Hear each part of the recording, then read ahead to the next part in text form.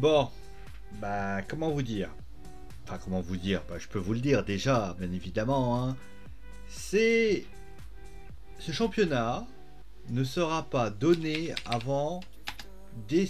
Enfin, j'ai envie de dire qu'il y a des certitudes quand même.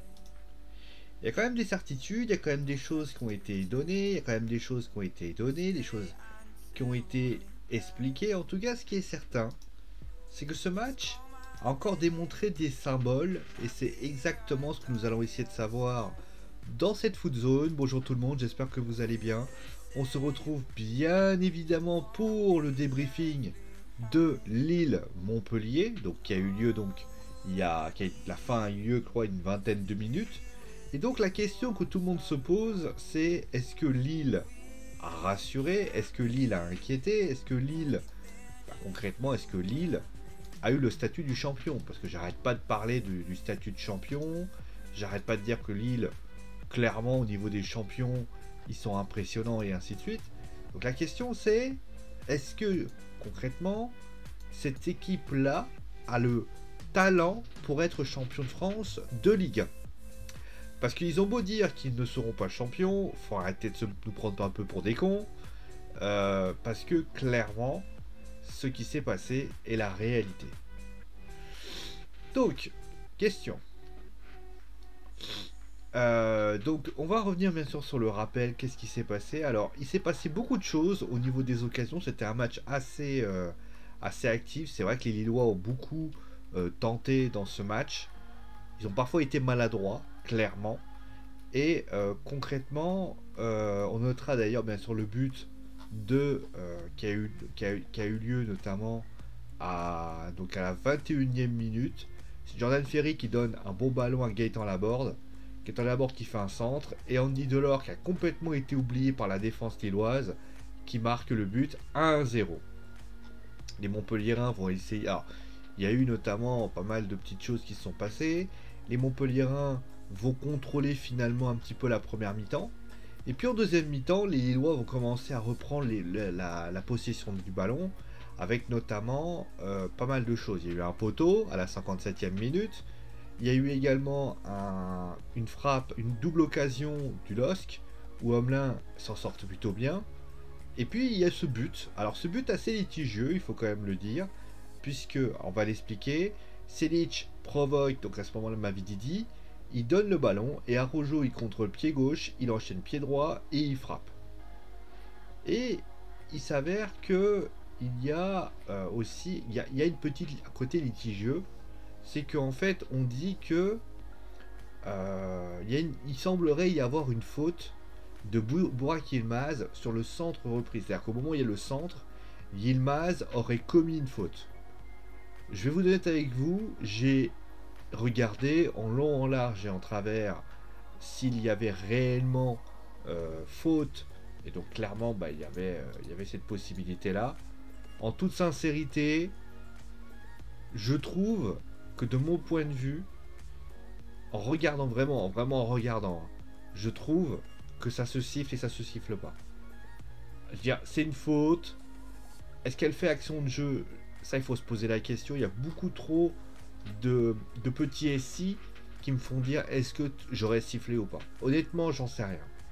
Je pense que quand t'es Lillois, pour toi, il doit y avoir pas faute.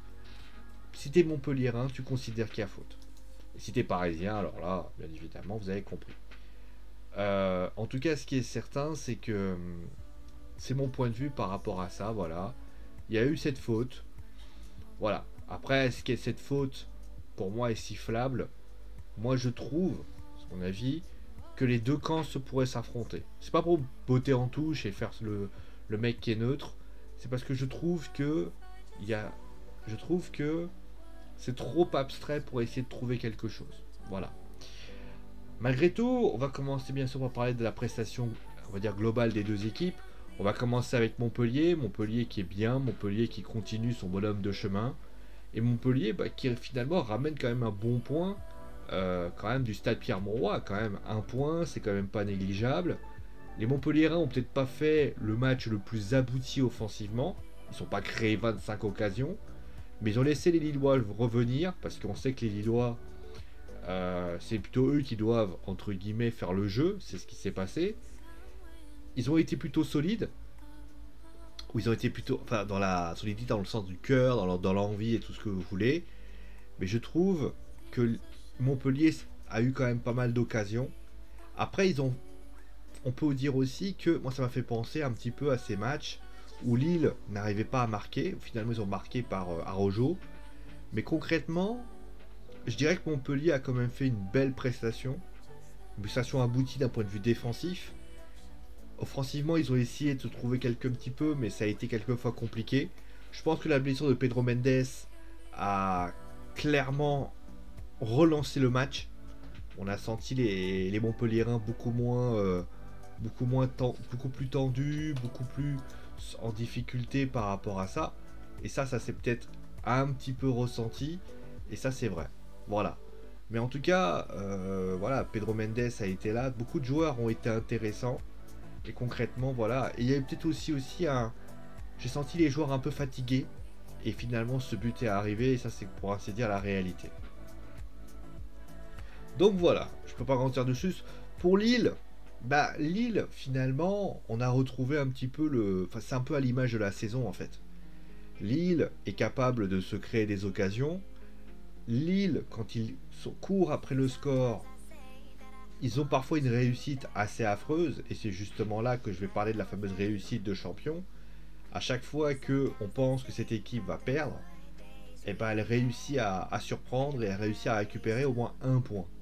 Ou quand l'équipe va faire un match nul, l'équipe réussit quand même à récupérer 3 points. Tout ça mis bout à bout, ça entraîne finalement une réalité, c'est que le PSG qui perd des points, on ne sait pas d'ailleurs contre Saint-Etienne, on peut imaginer des Parisiens perdre des points précieux, mais concrètement, eh bien, quand on voit la prestation lilloise, pour moi, elle n'est pas aboutie offensivement. Mais au final, ils réussissent à avoir un petit point, ils réussissent à gagner, et j'ai envie de vous dire, c'est tout ce qu'il fallait. Montpellier a fait un bon match, d'un point de vue défensif. Franchement, ils se sont bien... dans les duels, ils ont été plutôt bons. Et puis je trouve que Homelin a fait les arrêts qu'il fallait. Mais j'ai trouvé que parfois dans les choix offensifs, bah, Lille n'a pas toujours été bon. Alors oui, il y a eu des occasions. On pense au poteau, on pense à la double parade sur Homelin. Mais ça reste un petit peu trop léger à mon goût. Je dis pas que c'est parfait, mais en tout cas je trouve ça un poil trop léger pour espérer dire quelque chose qui tiendrait la route. Voilà. Bon, voilà, donc après, tu récupères quand même un match nul alors que tu aurais pu faire une défaite. Ça veut dire que tu mets la pression quand même à tes adversaires. Clairement, parce que le Paris Saint-Germain dimanche affrontera Saint-Etienne. Saint-Etienne qui aura besoin de points pour vraiment se sauver, parce que s'ils prennent 3 points, Saint-Etienne, bah, ils bloquent leur maintien et au final, bah, finalement, c'est tranquille. Et puis le PSG va être décimé, hein. D'après ce que j'ai compris, le PSG, Keylor Navas, à ce qui paraît, est malade. Donc ça peut avoir des conséquences. Mais voilà, on n'aurait donc pas Marquinhos, pas Icardi, Kurzawa, Diallo. Il y aura quand même pas mal de monde. Tout le côté de gauche d'ailleurs est out. Donc là, ça va quand même être quelque chose d'assez compliqué. Il va falloir serrer les fesses pour les Parisiens. Mais en tout cas, pour ainsi dire, c'est voilà. Donc, passons maintenant au top et au flop. Comme toujours, hein, je le fais à chaque fois. On va commencer avec les tops. 3 personnes. On va arrêter de viser à tout va. Vous n'allez pas être surpris quand même d'avoir que des Montpelliérains. Désolé, amis Lillois. Bah déjà, j'ai envie de mettre Andy Delors. Parce que Andy Delors, je l'ai trouvé très très bon. Alors certes, il a marqué. Mais il n'y a pas que ça. Je l'ai trouvé présent. Je l'ai trouvé capable justement de pouvoir faire beaucoup de choses. Il a été également bien utile d'un point de vue défensif. Et j'ai vraiment trouvé que il a été très impressionnant dans ça. J'ai beaucoup aimé aussi TJ Savanier, que j'ai trouvé très très... TJ Savanier, je le trouve excessivement bon. Et je pense que c'est un mec, franchement, Savanier, moi il m'épate. Chaque fois que je vois son match, je trouve qu'il est bon dans la récupération, dans le fait de donner le ballon proprement. Franchement, moi, il m'épate. Moi, il me donne, il me fait rêver, il me vend du rêve. Et concrètement, moi, je trouve que Savanier, moi, franchement, Savanier, ça reste un sacré gaillard. Et honnêtement, bravo à Montpellier d'avoir réussi à récupérer un joueur aussi intéressant que lui. Et enfin, bah, c'est Jesse Homelin. Bah, Jesse Homelin, la raison est pour ainsi dire évidente. C'est que certes, parfois Lille a été maladroit, mais il faut quand même avouer que dans certains moments, notamment en début de match, et notamment en deuxième mi-temps, s'il n'y a pas un Jesse Homelin, enfin un Jesse Homelin, un Jonas Homelin, je pense que Lille risque d'avoir très très mal. Voilà. Bon, voilà un petit peu ce qu'on avait à dire pour les flops maintenant.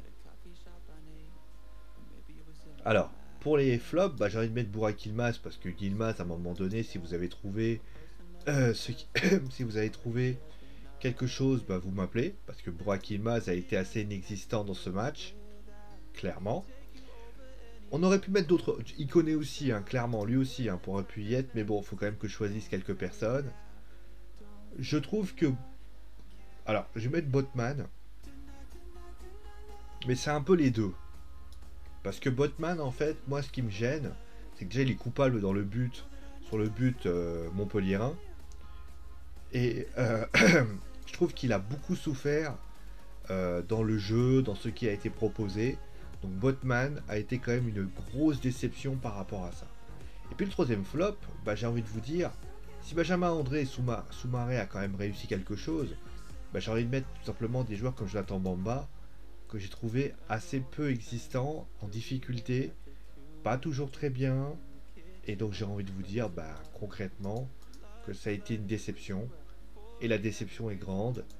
Et tout simplement, bah, quand vous n'êtes pas à la hauteur de l'événement, quand vous n'êtes pas capable de faire ce qu'il faut, bah forcément c'est bien vite compliqué. Voilà. Voilà un petit peu ce qu'on avait à dire. Je m'excuse si je vous avais vu que j'étais un pas trop dynamique, c'est que je suis fatigué. Il est 23h32, j'en peux plus. En tout cas, merci à vous tous d'avoir sur l'émission. Portez-vous bien. On se retrouve a priori. Alors demain, je ne sais pas si je vous fais du foot. La raison est simple. C'est qu'à PSG Saint-Etienne, il y a Monaco qui a joué à 17h et il y a Lyon qui jouera le soir. Donc on peut imaginer peut-être de ma part à 13h-15h. Après il y a un 17h, etc. et ainsi de suite. Voilà. Après on verra comment ça va se passer. Moi je vous dis garantis pas de faire tous les matchs. En tout cas ce qui est certain c'est que mon objectif est de vous faire plaisir. Et c'est tout ce que je vous demande. En tout cas merci de votre suivi l'émission, portez-vous bien. Et passez une bonne nuit pour ceux qui vont dormir. En tout cas moi je vais aller dormir. Et vive le catch. Vive le foot aussi.